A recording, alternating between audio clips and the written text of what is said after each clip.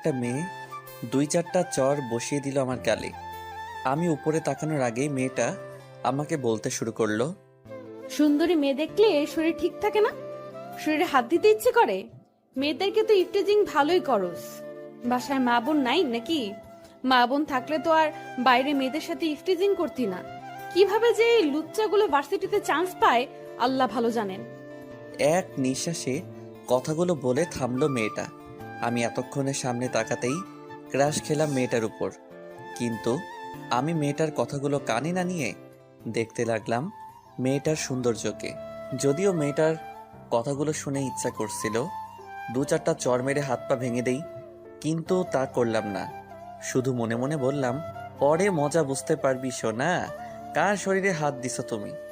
তবে এর আগেও অনেককেই মেডিকেলে পাঠিয়ে দিছিলাম। আসলে কি হয়েছিল শুনেন। মূল ঘটনা, আজকে আমার প্রথম ভার্সিটিতে আসা।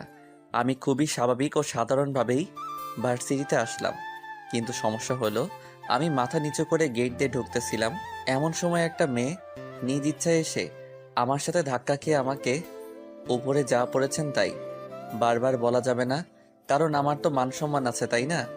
ভালো করে মেয়েটার পুরো শরীর একবার দেখে মাথার মেমোরিতে কপি করে রেখে দিলাম। তারপর আমি কোনো কথা না বলেই ওখান থেকে চলে আসলাম আর আমার ক্লাসরুম খুঁজতে লাগলাম। অবশেষে পেয়ে গেলাম আমার ক্লাসরুম।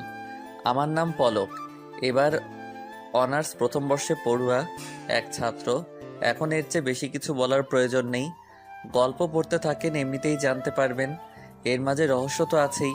আমি ক্লাসে বসে আছি, স্যার ক্লাসের সবার পরিচয় নিতেছেন, আর আমি ফোন টিপতেছি পিছনের বেঞ্চে বসে। হঠাৎ সামনে চোখ যেতেই ওই মেয়েটাকে দেখলাম, আর দুজনের পরেই সে তার পরিচয় দিবে, তাই আমি আর ফোন না চেপে ওর দিকে তাকিয়ে থাকলাম। অবশেষে সে পরিচয় দিল, তার নাম শারমিন। বাসা ভার্সিটির পাশেই বলতে হয়। বাবা বিদেশ থাকে আর মা বাসায় থাকেন। আর শারমিনের কোনো ভাই বোন নেই। একটু শুনেই আমি আবারও ফোন চাপতে শুরু করলাম।